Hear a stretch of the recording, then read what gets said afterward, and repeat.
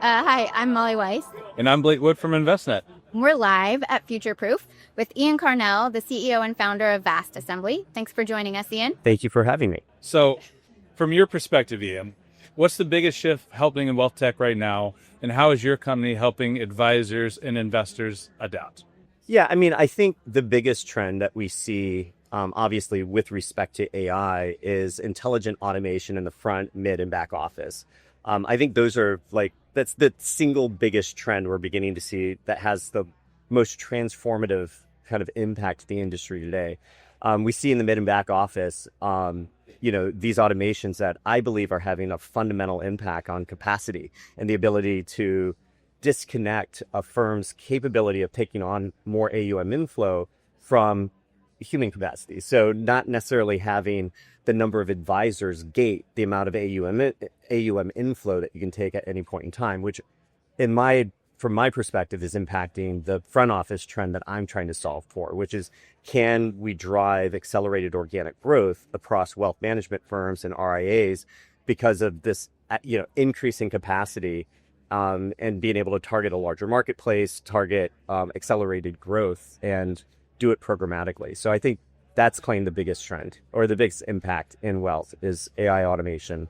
So as the founder of a startup, you're probably an expert at this, but give us your elevator pitch. Absolutely. I mean, I'm solving for an $8 billion problem within wealth. That is the cost that advisors in the United States spend today to drive organic growth for their firms, be it referral-based or vendor-based, meaning the lead brokers that are selling, like the Smart Assets and the Zoes of the world, that are selling leads at a premium. So I'm attacking that marketplace. I want to democratize the platforms that the lead brokers utilize today to drive leads into these advisors, but remove 90% of the costs.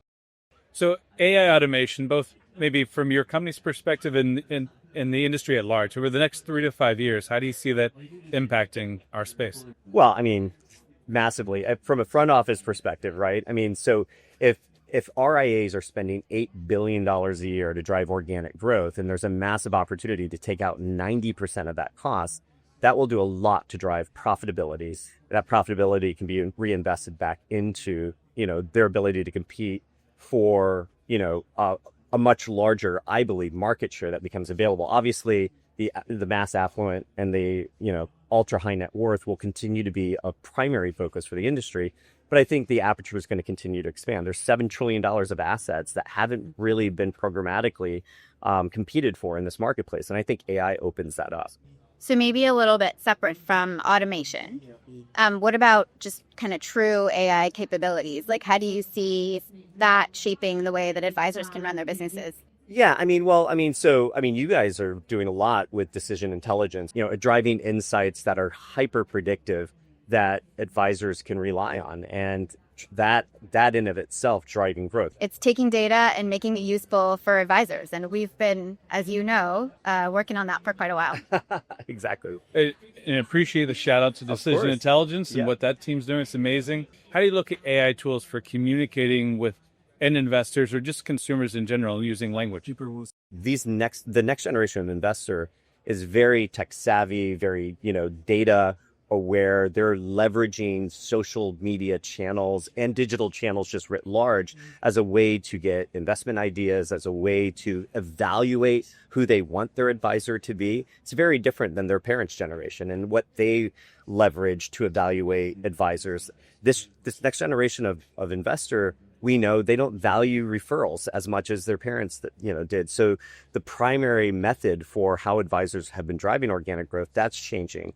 And so the mechanisms that you have to leverage today to reach out to these prospective investors are going to be through digital channels powered by AI in many ways that will open up capabilities to leverage AI. Like when you think of mid-funnel and down-funnel, automations that do impact how an advisor communicates with a hot lead or warm lead that's in their sales funnel, and understanding the nuance of where that lead came from and leveraging natural language as a way to communicate your value proposition and that will resonate with that prospect will do a lot with driving ultimately trust, which is, we know, a key component of the mass affluent or the ultra high net worth. And so trust is, I think a function of how well you can communicate in a way that, again, resonates with your target audience. And I think AI is doing a lot to solve for that. So in terms of partnerships, where are you finding partnerships? What types of firms are starting to have meaningful conversations with you? Obviously we've had very productive conversations with Envestnet and excited about ways that we can leverage your entire data solutions platform as a way to inform audience building on a platform like VastAdvisor, so that we can drive digital activation in ways that have never been done before at the asset manager level and all the way down to the RIA level. So that's really exciting to us. From a manager perspective, we've had very, very productive conversation with the likes of BlackRock and SCI, where they're looking at how do they leverage tools like VastAdvisor to drive not only their own organic growth, but distribute that out through their practice management team to their large networks, and try to figure out ways of accelerating AUM inflows through new digital channels that have been relatively new. So that's exciting as well. Yeah. So we're here in Huntington Beach, near the beach, on the beach. It's getting hot, but it is one of the coolest conferences I think that's ever been put on in our industry. Yep. The coolest advisors, some of the coolest tech. Is there one company you call out other than your own that's doing some really cool stuff that you find really interesting?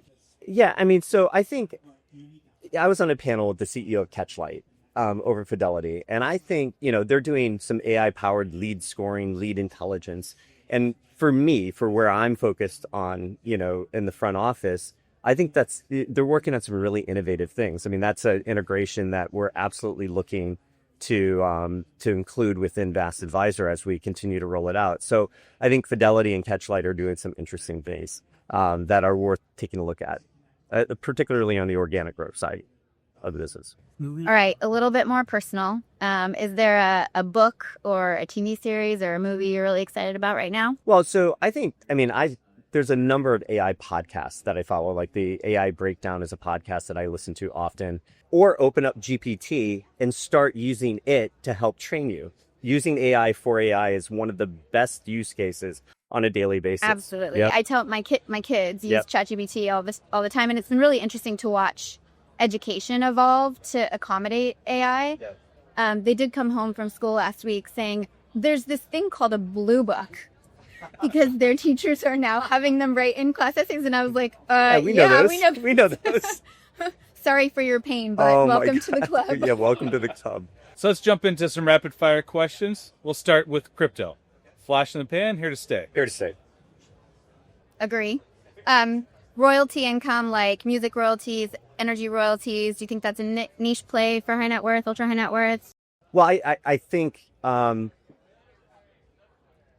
they're all niche. I think the tokenization of real world assets are going to open a number of different opportunities for wealth to really expand and play in different asset types than we've ever had in the past. Alternative investments with the private placements, do you think they'll be mainstream in the next 5 years?